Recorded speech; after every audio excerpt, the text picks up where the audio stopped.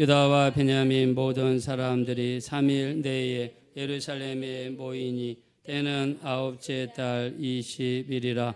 무리가 하나님의 성전 앞 광장에 앉아서 이 일과 큰 비 때문에 떨고 있더니 제사장 에스라가 일어나 그들에게 이르되 너희가 범죄하여 이방 여자를 아내로 삼아 이스라엘의 죄를 더하게 하였으니 이제 너희 조상들의 하나님 앞에서 죄를 자복하고 그의 뜻대로 행하여 그 지방 사람들과 이방 여인을 끊어버리라 하니 모든 회중이 큰 소리로 대답하여 이르되 당신의 말씀대로 우리가 마땅히 행할 것이니이다. 아멘. 자, 우리 한번 따라하겠습니다. 하나님이 내 편이 아니라 내가 하나님 편이 됩시다. 하나님이 내 편이 아니라 내가 하나님 편이 됩시다. 예, 다시 한번 하겠습니다. 내가 하나님 편이 됩시다. 내가 하나님 편이 됩시다. 예, 그렇게 되기 원하시면 다 같이 아멘 하겠습니다. 네. 자, 우리 지난 시간에 우리 하나님의 말씀을 같이 공부했습니다. 지난 시간에 예레미야 1장을 통해서 예레미야 1장 13절에 끓는 가마가 북방에서부터 쏟아져 가지고 이스라엘에 쏟아지는 재앙을 말씀했습니다. 자, 그 재앙은 이스라엘 민족들이 잘못함으로 말미암아 그들에게 임했던 재앙이었죠. 그래서 북방에서 쏟아지는 끓는 가마는 바로 북쪽에 있는 아수르 사람들의 침입을 이야기하였고 그로 말미암아 이스라엘 백성들이 겪는 고통을 이야기한다라고 말씀드렸습니다. 자, 전쟁이 일어나서 수많은 사람들에게 힘들고 어려움이 생기죠. 자, 우리나라도 마찬가지죠. 자, 우리나라도 어떤 일이 있어도 반드시 전쟁이 없어야 될 줄로 믿습니다. 아까 제가 예배 드리기 전에 잠깐 그 신문, 전자신문을 보니까 아마 이란이 이스라엘을 침입을 지금 시작한 것 같아요. 전쟁이 일어난 것 같습니다. 그래서 이틀 전부터 지금 국제 유가가 갑자기 팍 올라가고 우리나라 환율이 지금 굉장히 올라가고 있습니다. 또 그 여러 대사관들 각 나라에서 이란에 있는 모든 자국민들 대피하라는 그런 명령도 내려지고 있는 것 같습니다. 자, 전쟁은 굉장히 어렵고 무서운 것이죠. 전쟁이 일어나면 굉장히 힘들고 어렵습니다. 그래서 우리나라도 어떤 일이 있어도 전쟁이 일어나서는 안 됩니다. 그래서 우리가 새벽마다 나라와 민족을 위해서 기도하고 있는데요. 여러분들도 우리나라와 민족을 위해서 또 여러분의 가정을 위해서 우리 자손들을 위해서 대한민국은 하나님이 지켜주셔야 되고 평화가 반드시 정착이 되어야 될 줄로 믿습니다. 그렇게 믿으시면 한번 다 같이 아멘 하겠습니다. 자, 그래서 이스라엘의 북쪽에 아수르가 쳐들어왔어요. 얼마나 힘들고 어렵습니까? 자, 쳐들어온 목적은 이스라엘을 전복시키려는 목적이죠. 자, 이스라엘이 잘못했고, 자, 그들의 죄 때문에 전쟁이 일어났고, 또 그들의 고통도 그들의 죄에 대한 결과였음에도 불구하고 하나님은 보호하심의 약속을 줬습니다. 예레미야 1장 19절에 그들이 너희를 치나 너를 이기지 못하리라 그랬습니다. 자, 우리 잘못으로 인해서 우리에게 나타나는 수많은 문제와 어려움들이 있지만 그것들이 우리를 친다 할지라도 그들은 우리를 이기지 못하게 될 줄로 믿습니다. 자, 믿으시면 한번 크게 아멘 하겠습니다. 그래서 하나님께서는 우리와 함께 하시는 하나님이시며 하나님의 속성이 구원의 하나님이 되시기 때문에 어떤 어려움과 환난 속에서도 우리를 지켜주실 줄로 믿습니다. 그래서 우리 지난주에 예레미야 1장 19절을 통해서 그들이 너희를 치나 너를 이기지 못하리라 그랬습니다. 자, 우리가 구약 전체를 보면요, 이스라엘 백성들이 잘못하면 북쪽에서 아수르가 칠 때가 있고 또 동쪽에서 바벨론이 칠 때가 있고 또 남쪽에서 애굽이 칠 때가 있었습니다. 그래서 하나님께서는 이스라엘 백성들을 때를 따라서 징계하심으로 영적으로 깨어있게 하시려는, 그리고 이 땅에서 수많은 죄악에 빠져서 살아가는 것보다 영적으로 깨어서 천국 들어가게 만드시기 위한 목적으로 하나님은 때로는 징계하셨습니다. 자, 사무엘하 7장 14절에 보면 나는 너희에게 아버지가 되고 너희는 내 자녀가 되리라. 너희가 죄를 지으면 내가 사람의 매와 인생 채찍으로 너희를 징계하리라 그랬습니다. 여러분, 우리가 잘못하면요, 하나님께서 두 가지 쓰신대요. 첫째, 사람의 매를 쓰신다. 자, 사람의 매를 쓴다는 이야기는 뭐냐면, 여러분이 교회를 갔는데 유난히 여러분을 힘들게 하는 사람이 있어요. 그래서 하나님께서는 우리를 징계하시기 위해서 누굴 쓰시냐면 우리 주변에 있는 사람들을 쓰세요. 어떨 때는 나를 괴롭히기도 하고, 나를 시험에 들기도 하고, 나를 어렵게 만들기도 합니다. 그래서 성경에서는 이거를 사람의 매라고 이야기했어요. 두 번째, 하나님은 우리를 징계하시기 위해서 인생 채찍을 드신다 그랬어요. 자, 인생은 업앤다운입니다. 올라갈 때도 있고 내려갈 때도 있고, 밝을 때도 있고 어두울 때도 있어요. 자, 올라갈 때는 하나님 앞에 우리가 감사하는 거죠. 내려갈 때는 하나님 앞에 기도하는 거죠. 5장 13절에 보니까 너희 중에 고난 당하는 자가 있느냐? 저는 기도할 것이요. 너희 중에 즐거워하는 자가 있느냐? 저는 찬송할지니라 그랬습니다. 그래서 하나님께서는 우리 인생에 개입하셔서 인생의 채찍을 통해서 우리를 징계하신다. 자, 하나님이 왜 우리를 이렇게 징계하시는가? 우리 히브리서 12장 8절에 보니까 너희에게 징계가 없으면 사생자여 참 아들이 아니니라. 징계는 모든 사람이 받는 것이거늘 너희에게 징계가 없으면 사생자여 참 아들이 아니다. 사생자는 누굽니까? 우리 아버지가 누구인지 모르는 거죠. 사람들로부터 비웃음과 조롱을 받을 수 있는 것이죠. 그래서 징계는 다 받는 것이다. 또 우리 요한계시록 3장 19절 20절에 보니까 무릇 내가 사랑하는 자를 책망하고 징계하노니 네가 열심을 내라 회개하라. 볼지어다 내가 문 밖에 서서 두드리더니 누구든지 내 음성을 듣고 문을 열면 내가 그에게로 들어가 그로 더불어 먹고 그도 나로 더불어 먹으리라. 우리 믿으시면 다시 아멘 하겠습니다. 자, 무릇 내가 사랑하는 자를 책망하고 징계하신다. 자, 하나님께서는요 사랑하시기 때문에, 자, 여러분의 자녀가 계속해서 단 것만 먹고 사탕만 먹고 초코파이만 먹게 놔두는 부모는 아무도 없죠. 왜요? 그렇게 먹으면은 얘가 건강이 나빠지니까. 자, 여러분의 자녀가 늘 칭찬만 해주고 오냐오냐 해주는 부모는 없습니다. 때로는 징계도 하고 야단도 치고 책망도 해서 아이가 바로 설 수 있도록 도와주는 일을 부모가 하지요. 하나님도 마찬가지입니다. 하나님도 우리 영적인 부모이기 때문에 무릇 내가 사랑하는 자를 책망하고 징계하노니 이야기했습니다.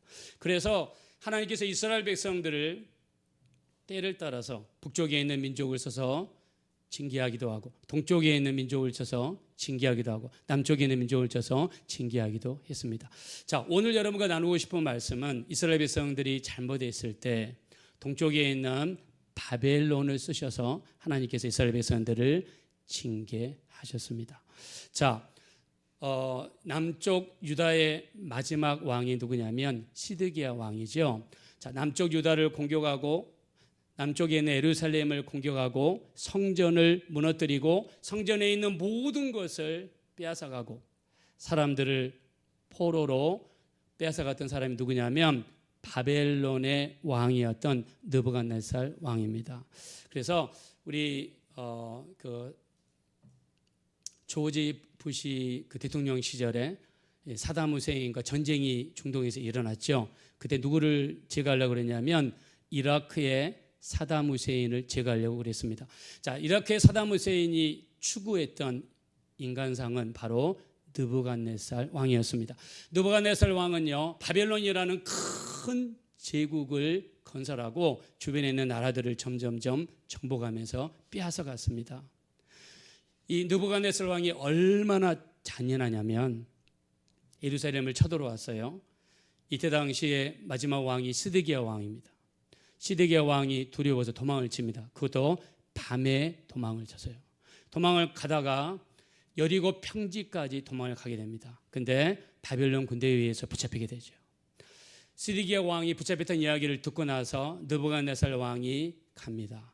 그리고 어떻게 하냐면 시드기야, 이 남쪽 유다의 마지막 왕이었던 예루살렘의 마지막 왕이었던 시드기야 왕 앞에서 시드기야 왕 아들들을 보는 데서, 아버지가 보는 데서 아들들을 잔인하게 죽였어요.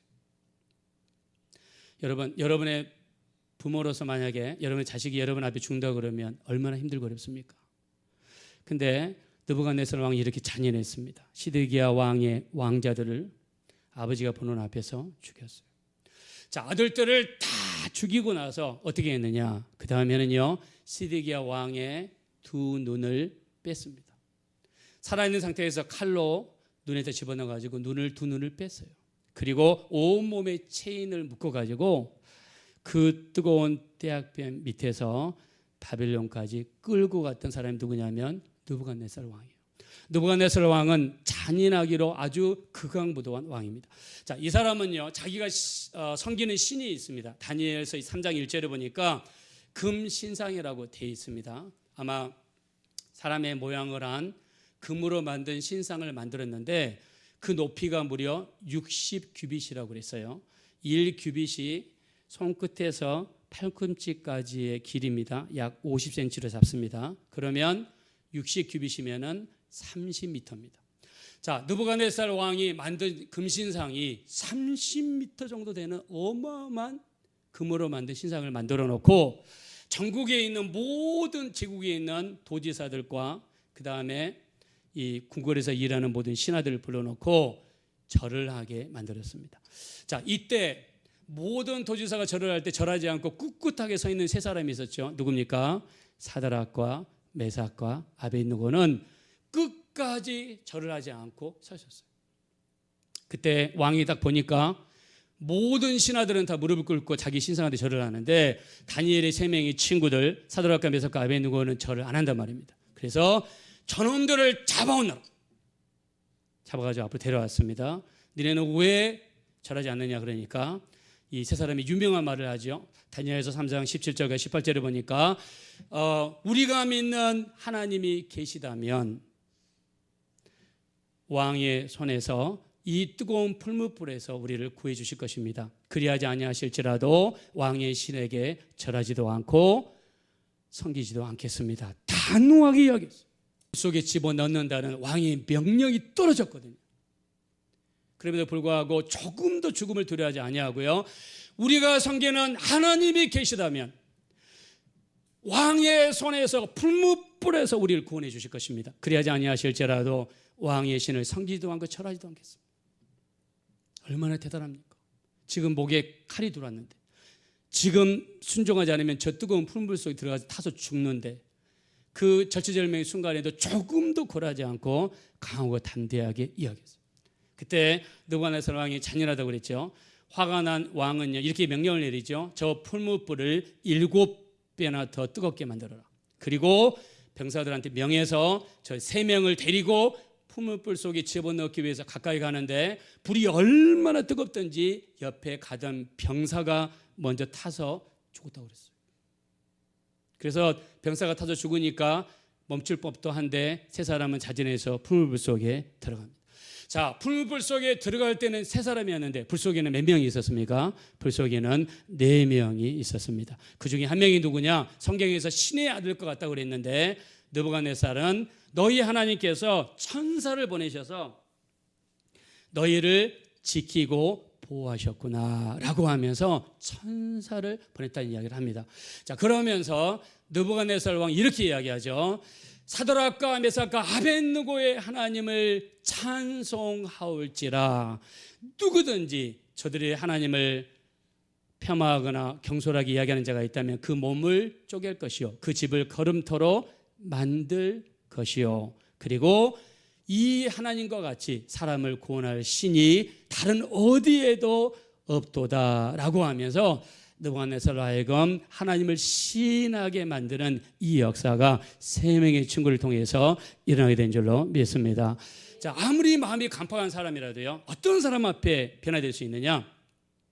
끝까지 우리 믿음 조금도 타협하지 아니하고 끝까지 우리 믿음을 끝까지 지키면서 우리 입술로 시인하면서 하나님이 우리를 지키실 것입니다. 하나님이 우리와 함께 하십니다. 그 하나님께서 우리를 인도하시고 붙들어 주시리라고 믿습니다. 끝까지 믿음을 지키는 자를 통해서 하나님의 놀라운 기적의 역사가 나타나게 될 줄로 믿습니다. 그 강팍한 느부갓네살 왕도요 3사람의 믿음의 용기 때문에 이렇게 변화되는 역사가 일어났습니다. 그래서 남쪽 유다는요 완전히 멸망을 당하고 이제 바벨론으로 끌려갔습니다. 바벨론으로 끌려갔는데 그들이 얼마나 포로 생활이 힘들었는지. 자, 여러분, 이스라엘 백성들이 예루살렘이 멸망한 다음에 바벨론으로 끌려가서 얼마 동안 살았습니까? 몇 년 동안 살았죠? 70년 동안 바벨론에 살게 됐어요. 우리나라도 일본 밑에서 36년 동안 살면서 얼마나 힘듭니까? 지금도 친일 잔재니 하면서 민족적인 감정이 남아있잖아요. 70년 동안 바벨론에서 포로 생활을 했으니까 얼마나 힘들었겠어요. 갖가지 굳은 일은 다 시키고 힘든 일은 다 시키고 사람 대접하지 않고, 이때 당시에 포로는요 거의 짐승 취급당하는 수준입니다. 그래서 우리 시편 137편 1절에 보니까 바벨론 강가에서 날마다 앉아서 울었다고 그랬습니다. 시편 126편 1절에 보니까 70년이 지난 다음에 바벨론 포로 생활에서 돌아올 때 그들이 얼마나 기뻤던지 이렇게 표현합니다. 우리는 꿈꾸는 것 같았도다라고 표현합니다.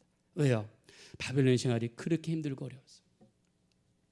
그래서 시편 137편에 보면은요, 그들이 바벨론 생활을 하면서 얼마나 힘든지, 나라 잃은 서름, 그리고 자유롭게 신앙생활을 할 수 없는 것, 안식일이면 성전에 가서 하나님 앞에 예배하고 찬양할 수 없는 것, 하나님 앞에 마음껏 기도할 수 없는 것, 그 때문에 너무 힘들어서 그걸 기록한 성경이 바로 시편 137편입니다.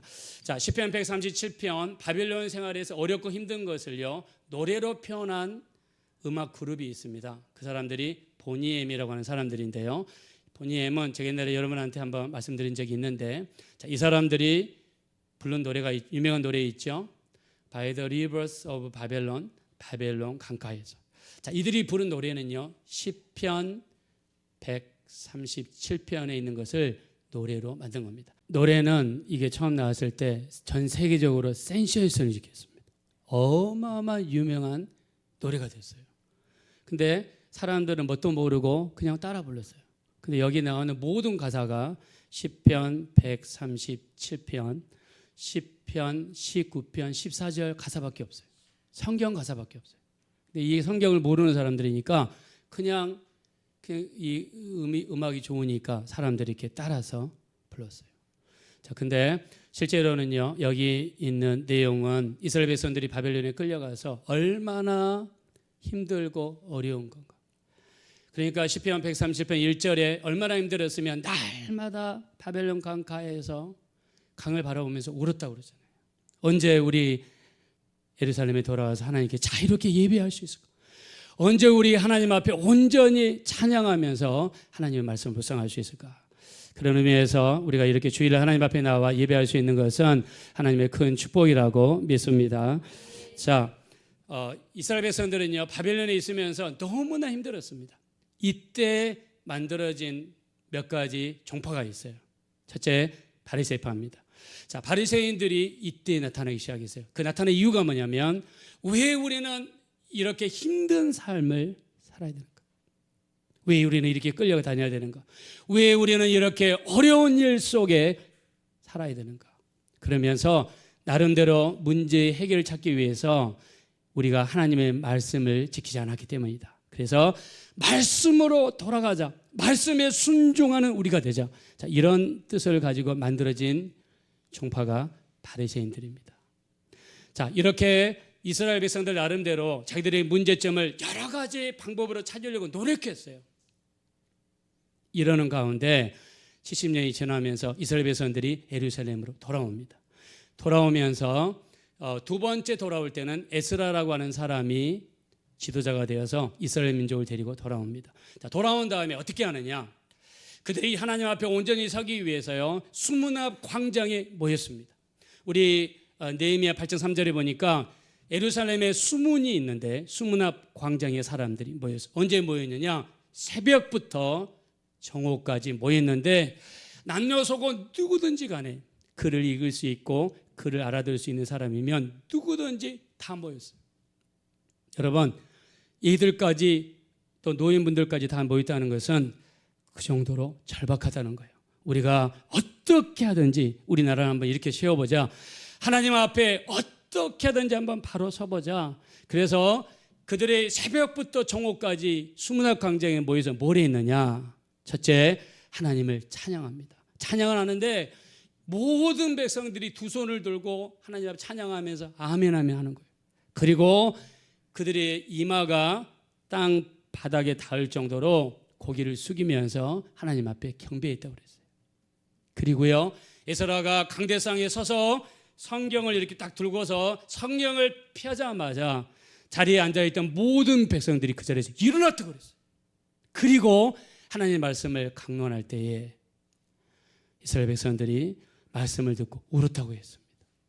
70년 동안 피폐하고 70년 동안 말씀에 대한 사모함이 그들 심령 속에 차고 넘쳐가지고 말씀을 들을 때 눈에서 막 눈물이 나오고 그들이 울었다고 그랬어요. 그러면서 우리가 어떻게 하면 하나님의 뜻대로 살 수 있을까? 말씀대로 살 수 있을까? 이렇게 하면서 작정하면서 결의하는 장면이 오늘 성경에 나온 본문입니다. 자, 우리 한번 본문으로 돌아가겠습니다. 자, 우리 9절 읽겠습니다. 9절. 다 같이 한번 읽겠습니다. 시작. 유다와 베냐민 모든 사람들이 3일 내에 예루살렘에 모이니 때는 9째 달 20일이라 우리가 하나님의 성전 앞 광장에 앉아서 이 일과 큰 빛 때문에 떨고 있더니. 네. 자, 이스라엘 백성들이 모인 목적은요, 우리가 어떻게 하면 하나님의 뜻대로 살 수 있을까? 우리가 어떻게 하면 더 신앙생활 잘할 수 있을까? 우리가 어떻게 하면 하나님 보시기에 합당한 생활을 할 수가 있을까? 이 고민하기 위해서 모인 거예요. 오늘 주일날 예배 참석하신 우리 모든 성도님들도요, 여러분의 심령 속에 어떻게 하면 하나님을 더 기쁘시게 할 수 있고, 어떻게 하면 더 기도할 수 있고, 어떻게 하면 더 예배 잘 드릴 수 있는지, 이것이 여러분의 거룩한 근심이 되시기를 예수 이름으로 축원합니다. 자, 이들이 모여서 어떻게 하면 하나님을 잘 섬길 수 있을까 하다가 오늘 나온 문제를 지적을 합니다. 자, 10절입니다. 다 같이 읽겠습니다. 시작. 제사장 에스라가 일어나 그들에게 이르되 너희가 범죄하여 이방 여자를 아내로 삼아 이스라엘의 죄를 더하게 하였으니. 아멘. 자, 이스라엘 백성들의 잘못을 이야기하면서 한 가지를 이야기하죠. 그게 뭡니까?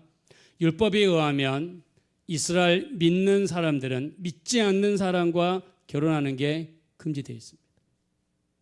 그래서 이방 여인과 결혼하거나 믿지 않는 사람과 결혼하기를 강력하게 금하고 있어요.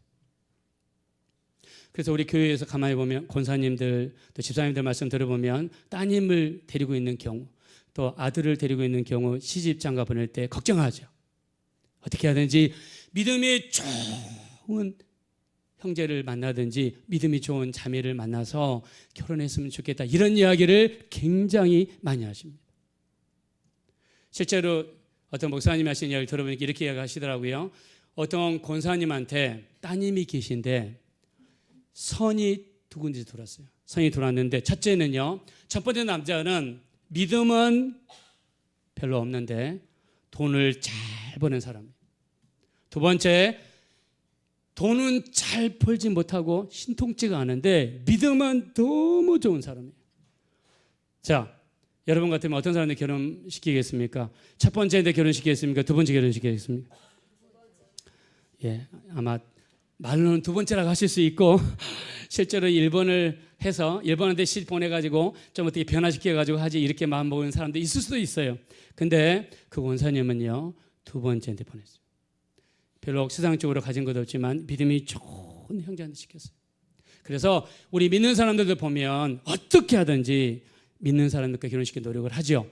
이 구약도 마찬가지입니다. 이 구약 성경에서도 이 이스라엘 백성들은요, 이방 여인과 절대로 결혼시키면 안 돼요. 특히 제사장을 하는 사람들은요, 이방 여자와 결혼해서는 안 됩니다.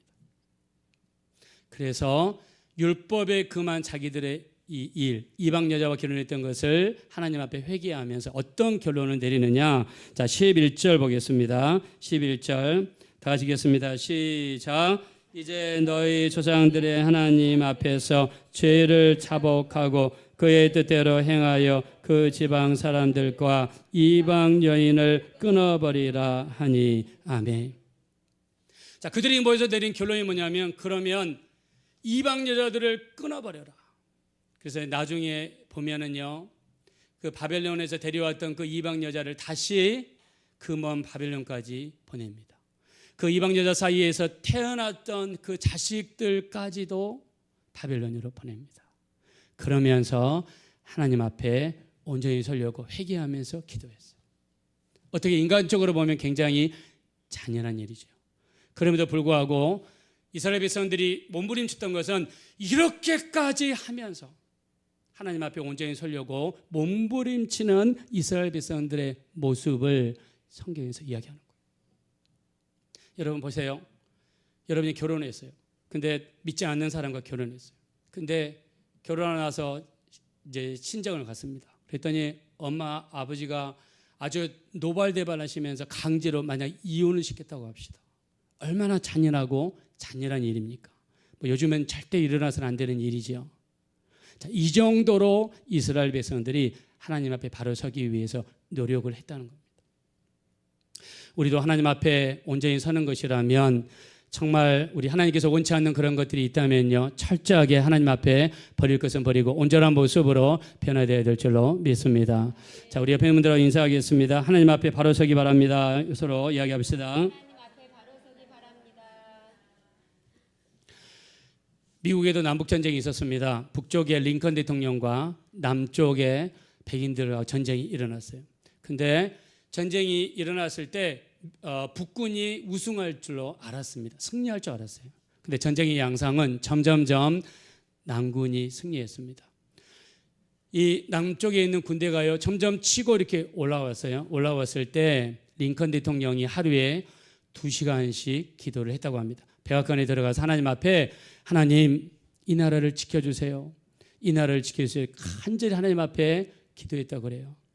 자, 이 링컨 대통령이 너무 열심히 기도하니까 같은 백악관에 있는 백악관 참모들이요, 기도하고 나오는 대통령에게 이렇게 이야기했다고 합니다. 대통령님, 우리도 하나님께서 우리 북군을 도와주시도록 우리 북군의 편에 서시도록 기도했습니다 라고 이야기했다고 그래요. 그때 링컨 대통령이 이런 이야기를 했다고 합니다. 아닙니다. 그렇게 기도하지 마시고 하나님이 우리 편이 되는 것이 아니라 우리가 하나님 편이 될 수 있도록, 우리가 하나님이 원하시는 모습으로 바뀔 수 있게 해달라고 기도해 주십시오 라고 기도했다고 합니다. 여러분, 얼마나 의미 있는 말입니까? 자, 우리는 늘 이렇게 기도합니다. 하나님, 내 가정을 도와주세요. 내 자식 편에 서주세요. 하나님, 우리 편에 서주세요. 하나님한테 우리를 도와주세요. 우리 편에 서주세요. 우리가 중심이 돼서 우리를 도와주세요. 우리 편에 서주세요. 이렇게 이야기를 많이 하죠. 자, 그러나 내가 하나님 편에 서게 도와주세요. 내가 하나님이 원하시는 모양으로 바뀌게 도와주세요. 이런 기도는 많이 안 해요. 여러분, 이 두 가지 기도는 완전히 다른 겁니다. 하나님이 내 편이 도와주세요. 하나님은 내 가정 편에 되게 도와주세요. 하나님이 내 자식 편에 되게 도와주세요. 그렇게 기도할 수 있죠. 그러나 자식이라든가 내 가족은 변화가 많이 일어나지 않을 수 있어요. 그런데 반대로 기도하면, 하나님, 우리가 하나님 편에 서게 도와주세요. 내 자식들이 하나님 편에 서게 도와주세요. 내 가정이 하나님이 기뻐하시고 하나님 원치 않는 것을 하지 않게 하시고 하나님이 원하는 것만 할 수 있는 하나님 편이 되게 도와주시옵소서. 이런 가정들 되기 원하시면 다 같이 아멘 하겠습니다.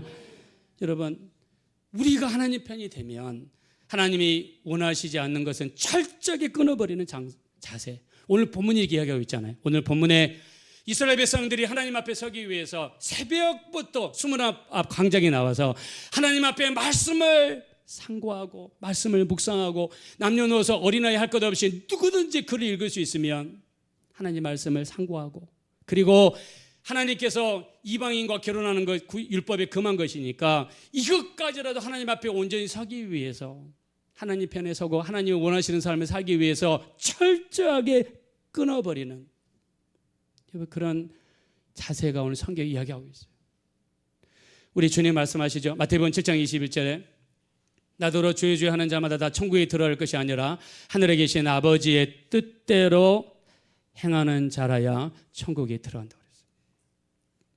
우리가 하나님 앞 주일날 교회 가서 예배 드리고 우리가 또 새벽 예배 드리고 또 수요 예배 드리고 가정 예배 드리고 집에서 성경을 묵상하고 우리 하나님을 늘 가까이 합니다. 근데 그 주 목적이 나를 도와주세요, 나를 축복해 주세요, 내 기도에 응답해 주세요. 만약 이것만이 목적이 된다 그러면 우리 삶은요, 하나님이 원하시는 삶을 살지 못할 수도 있다는 거죠.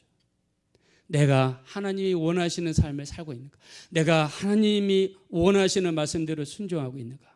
그래서 우리가 이 땅에 사는 동안 하나님이 원하시는 모습으로 변화되고 하나님이 일하실 수 있는 환경을 만들어드리고 내 가정에서 하나님이 원치 않는 것이 있으면 철저하게 끊어버리고 이런 모습으로 살아간다 그러면 하나님이 반드시 축복해 주실 줄로 믿습니다.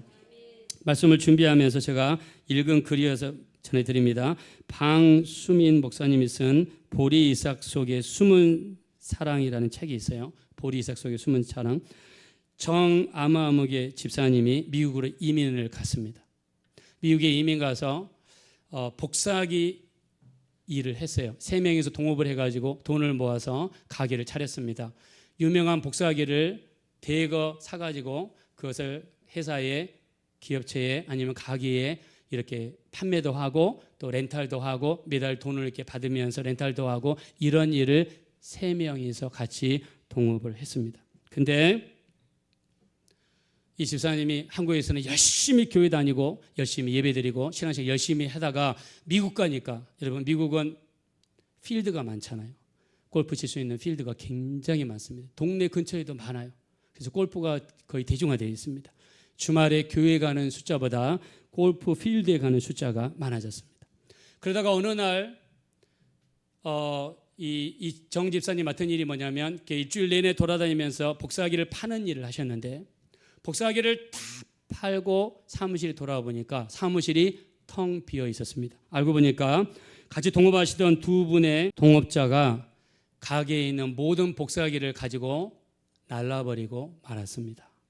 가게에 있는 복사기 다 가지고 날라버렸어요. 하루아침에 쪽박을 자고 망했습니다. 그래서 하나님 앞에 나와서 회개하며 눈물을 흘리며 목사님께 상담을 요청했다고 합니다. 그러면서 하나님 앞에 주일 성수는 잘하고 있습니까? 주일 성수 잘 못했습니다. 하나님 앞에 온전한 11주를 드리고 있습니까? 온전히 못했습니다.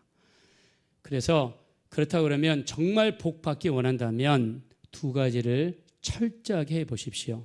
하나님 앞에 온전한 11조와 그 다음에 하나님 앞에 철저하게 주일 성수를 해보십시오. 예배 시작할 때부터 정시에 와서 예배를 시작하시고 예배 끝날 때까지 졸지 마시고 하나님께서 이 시간에 나를 통해서 축복해 주실 거라는 그 믿음 가지고 정말 대통령을 만나는 기분으로 예배해 보십시오라고 권면을 드렸습니다. 받고 안 받고는 정 집사님에게 달려 있었는데 그 목사님의 조언을 받아들여서 이분이 두 가지를 실천하기 시작했습니다. 그랬더니 1년 뒤에 다시 그 가게를 회복할 수 있을 정도의 매출이 올랐고 2년째는요 그 전년도보다 2배 이상 올라가는 축복을 받았더라고 간증하시더라고요. 할렐루야. 자, 우리 한 어떤 부분의 간증을 드렸지만 우리 삶 속에서 어떤 변화가 일어나지 않으면 하나님의 도우심을 받을 수가 없습니다. 내가 하나님 편에 서고 하나님이 원하시는 모습으로 바뀌고 성경에 기록된 모습으로 바뀌지 않으면 하나님의 하늘의 문을 우리가 열 수가 없습니다. 하나님의 도움을 받기 위해서는 우리가 먼저 변화되고 우리가 먼저 하나님 앞에서 하나님 편에 서는 노력이 있어야 하나님의 역사가 반드시 나타나게 될 줄로 믿습니다. 자, 예수님께 첫 번째 하신 표적이 뭐냐면 물을 포도주로 만드는 역사입니다. 자, 이거는 화학적인 역사죠. 기적에 가깝습니다. 물이 포도주가 절대 될 수가 없습니다. 자, 근데 물이 포도주가 되는 역사가 나타났습니다. 어머니가 오셔서 예수님께 이야기합니다. 포도주가 없습니다. 그때 예수님이 뭐라고 이야기하시죠? 요한복음 2장 4절에 여자여 나와 무슨 상관이 있나이까? 아직 내 때가 이르지 아니하였나이다 라고 하시면서 예수님께서 내 때를 말씀하셨습니다. 자, 때를 헬라어로 찾아보니까 카이로스입니다. 카이로스는 하나님이 원하시는 시간, 우리 주님과 함께 하시는 시간, 주님이 원하시는 모든 것을 이루어 드리는 시간이에요. 즉 주님이 무슨 말씀을 하시든지 순종해 드리겠다고 적정한 시간이 바로 주님이 원하시는 때였습니다.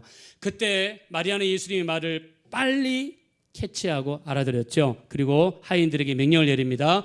저가 무슨 말씀을 하시든지 너희는 그대로 하라. 자, 제가 여러분한테 이야기할 때 한번 아멘 하시기 바랍니다. 성경에 어떤 말이 기록되어 있든지 그대로 하시기를 예수 이름으로 축원합니다. 자, 하인들에게 예수님이 무슨 말씀을 하시든지 그대로 해라. 예수님이 보니까는 순종할 준비가 돼 있어요. 그래서 주님께서 명령하십니다. 항아리에 물을 떠오너라 했더니 6개의 항아리에다가 아구까지 가득히 채워가지고 떠왔습니다. 그리고 물을 채워라. 그리고 이 물을 사람들에게 갖다 주어라. 중간에 한 사람이라도 저항하거나 반대하는 사람이 없었죠.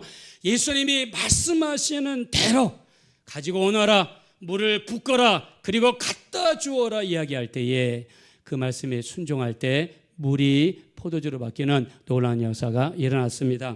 우리 삶도 마찬가지죠. 우리 주님께서 어떤 말씀을 하시든지 순종하고자 작정할 때에 하나님의 그 역사가 그대로 나타나게 될 줄로 믿습니다. 오늘 우리 말씀을 통해서 하나님이 원하시는 것이라면, 내가 하나님 편에 서기 위해서라면, 약간 비인간적이고 정말 인간적으로 너무너무 끊기 힘든 일인다 할지라도 이방 여인과의 관계를 제거할 정도로 결단했던 것처럼 우리가 하나님 앞에 하나님이 기뻐하시는 모습으로 서기 위해서 하나님 앞에 온전히 설 수 있는 우리 모두가 되어지시기를 예수님의 이름으로 축원합니다. 자, 우리 한번 찬양 하나 드리겠습니다. 우리 하나님 앞에 찬양하면서 우리 마음을 한번 하나님 앞에 표현하는 시간을 갖겠습니다.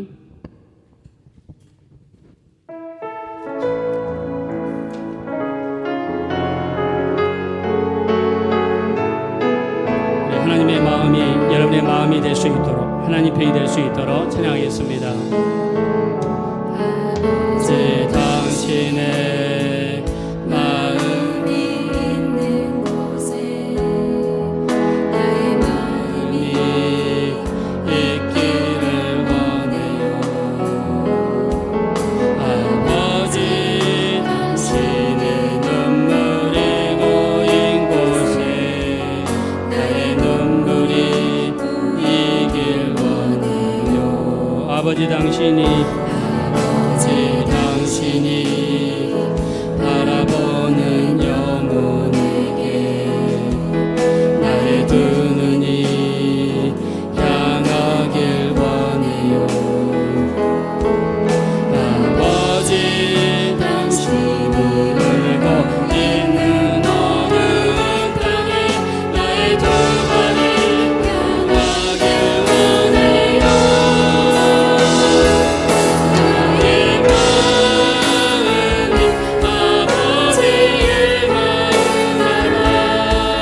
내 모든 뜻 아버지의 뜻이 될 수 있기를 나의 온 마음이 아버지의 마음 알아.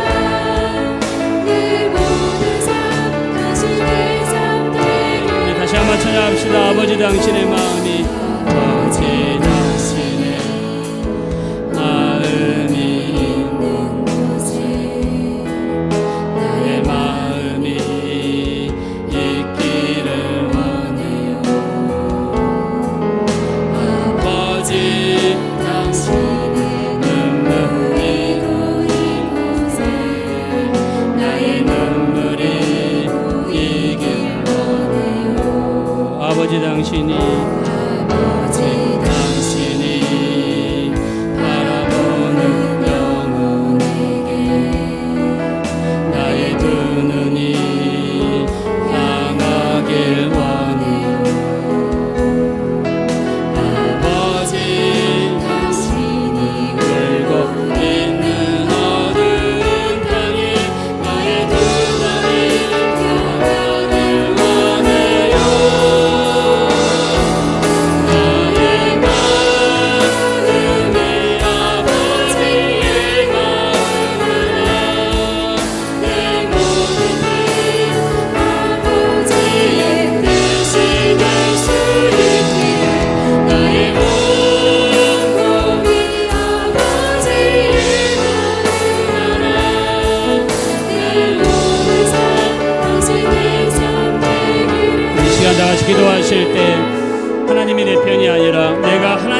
크리스찬이 될 수 있도록, 하나님이 원하시는 모습으로 내가 변화될 수 있도록, 하나님이 원치 않는 것은 철저하게 끊어버리게 도와주시고, 내가 변화될 건 변화될 수 있도록 말씀과 반대되는 삶을 살고 있다면 말씀으로 돌아오게 도와주십시오. 오늘 이스라엘 백성들이 이방 여인과 결혼하는 것도 물릴 정도로 그렇게 하나님 앞에 바로 서려고 했던 것처럼 우리도 하나님의 말씀 앞에 온전히 설 수 있는 우리가 될 수 있도록 도와주십시오. 우리 한번 합심으로 간절히 기도하겠습니다. 돌아가시고